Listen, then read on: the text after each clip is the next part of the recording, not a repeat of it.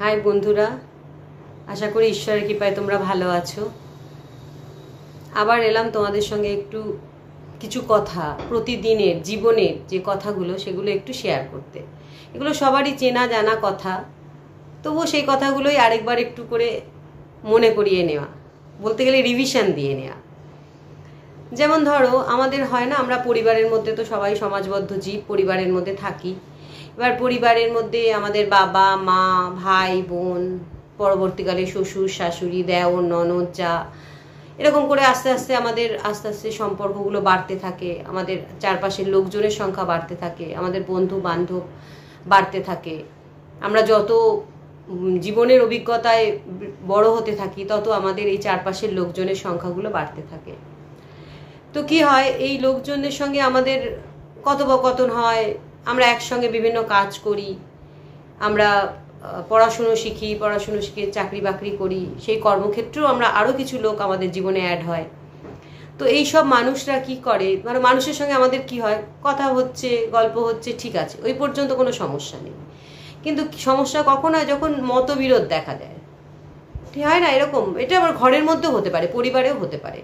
পরিবারে এরকমই হয়, বাবা মা অনেক কিছু বলেন যেগুলো আমাদের ঠিক মনোমতো হয় না। হয়তো ওনাদের দিক থেকে, ওনাদের দৃষ্টিভঙ্গির দিক থেকে ওনারা ঠিক, কিন্তু কোনো কোনো জায়গায় আমাদের মনে হয় যে না, হয়তো আমাদের দিকটা ঠিক।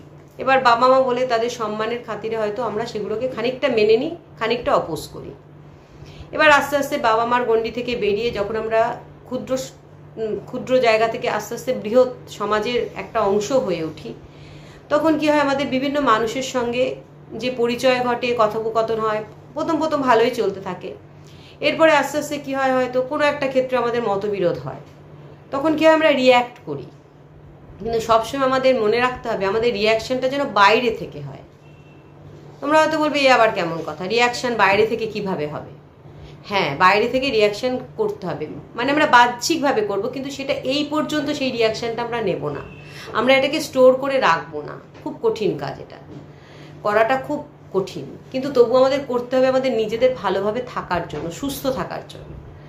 কারণ ধরো, কারোর সঙ্গে আমার একটা মতবিরোধ হলো, মতবিরোধ হওয়ার পর আমি সেটাকে নিয়ে ভাবছি দিনের পর দিন ভাবছি যে না, আমি তো কিছু অন্যায় বলিনি, তাহলে আমাকেও এমন করে কেন বললো? আমি তো কিছু অন্যায় করিনি, তাহলে আমাকে এমন কথা শুনতে কেন হলো? কেন এরকম অ্যাটিটিউড করছে? হয়তো দু একটা কথা আমি বললাম, বিপরীত পক্ষও কিছু বলল, তার ফলে কি হলো, কথায় কথা বাড়লো, একটা মতভেদ তৈরি হলো, একটা মনোমালিন্য হলো। তার পরিপ্রেক্ষিতে কি হবে, আমাদের নিজেদের সম্পর্কটার মধ্যে একটা দূরত্ব সৃষ্টি হলো। তো এই দূরত্ব যদি সৃষ্টি হয়েই যায়, আমার কিছু করার নেই। যদি আমার জায়গায় আমি ঠিক থাকি, তাহলে আমি এই দূরত্বকে নিয়ে ভাববো না। যদি আমি ভাবি, তাহলে কিন্তু আমি সবার থেকে, অন্যের কতটা কি হলো জানি না, নিজের বিশাল ক্ষতি করে ফেলছি। কারণ সব কিছু ক্ষেত্রে আমরা যদি সব কিছুই আমাদের মনের মধ্যে নিয়ে নিই, তাহলে কি হবে, মনের ওপর প্রচণ্ড প্রেশার পড়বে। যেই প্রেশার শুধু আমাদের মনেই সীমাবদ্ধ থাকবে না, মনের গণ্ডি পেরিয়ে সেটা আমাদের শরীরের ওপর প্রভাব ফেলবে, এবং তার ফলে কি হচ্ছে, আমরা অসুস্থ হয়ে পড়ব। এবং এই অসুস্থতা শুধু আবার আমাকে কেন্দ্র করে হবে না, আমার পরিবার পরিজন যারা রয়েছে তারাও আমাকে নিয়ে বিব্রত হয়ে যাবে। মানে একটা ছোট্ট বিন্দু থেকে একটা সিন্ধু হয়ে যাবে। তো আমরা সেই পর্যন্ত ব্যাপারটা যেতেই দেবো না। যেমন ধরো, অনেকে হয়, আশা করি ধরো জীবনের শেষ প্রান্তে যখন আমরা যাই, যখন আমাদের কাছে মৃত্যু এসে উপস্থিত হয়, তখন কি হয়, আমরা তো মারা গেলাম। মারা যাওয়ার পর কি হচ্ছে, আমরা কম বেশি সবাই কোনো একবার দুবার অন্তত শ্মশান ঘাটে গেছি, গিয়ে আমরা দেখেছি কিছু মানুষ এমন কান্নাকাটি করে যে মানে মনে হয় তাকে, যিনি চলে গেলেন, তাকে ছাড়া সে একটা সেকেন্ড বাঁচতে পারবে না। হ্যাঁ, হয়তো সে তার খুব আপন, কিন্তু এই যে অতিরিক্ত কান্নাকাটি করা, কিছুটা কেউ অন্তর থেকে করে, কিছুটা কেউ বাইরে থেকে করে, দিখাওয়া যেটাকে আমরা বলি, অ্যাক্টিং।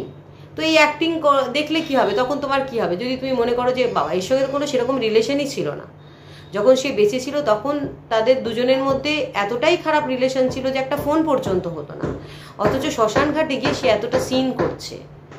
তো সেটাকে নিয়ে যদি আমি ভাবি যে কই, আমি তো এত কাঁদতে পারলাম না, তাহলে সে কি করে এত কান্নাকাটি করছে? তাহলে কি সে তাকে বেশি ভালোবাসে, আমি কি এতটা ভালোবাসতে পারি না? এরকমভাবে ভাববোই না। আমরা ভাববো যে ঠিক আছে, এগুলো তো আবেগ তো দেখানোর জিনিস নয়, আবেগ মনের মধ্যে থাকে, তোমার আচার ব্যবহারে সেটা প্রকাশ পাবে। তুমি কতটা ঠিকঠাকভাবে সেটাকে প্রকাশ করছো। এবার দেখো, জীবনে চলতে ফিরতে আমরা এরকম মানে অ্যাক্ট করে এরকম মানুষের সঙ্গে মানে প্রায় ওঠা বসা চলে আমাদের, আমরা দেখতে পাই এরকম প্রচুর মানুষ চলে যারা বিনা কারণে অ্যাক্টিং করে। তার জন্য কিন্তু আমাদের কোনো সিনেমা নাটক কিছু দেখতে হয় না, আমরা বাস্তবিক জীবনে প্রতি মুহূর্তে এটাকে প্রত্যক্ষ করি। তো সুতরাং আমাদের মানে আমি বলতে চাইছি যে আমরা যা কিছু ঘটবে ঘটনাটা, সেই জায়গায় সেই ঘটনাটাকে ফেলে আমরা পিছন ফিরে চলে আসব, আর সেটার দিকে দেখবও না, ভাববও না, আর সেটাকে নিয়ে মন খারাপও করব না। তাহলে আমরা ভালো থাকতে পারবো, আমরা অন্যকে কিছু ভালো কিছু দিতে পারবো। কারণ প্রত্যেকটা মানুষের মধ্যে কিছু ভালো জিনিস অবশ্যই ঈশ্বর দিয়ে পাঠিয়েছেন, সেই ভালো জিনিসটাকে মানে অন্যের কারণে নষ্ট করার অধিকার কিন্তু আমাদের নেই।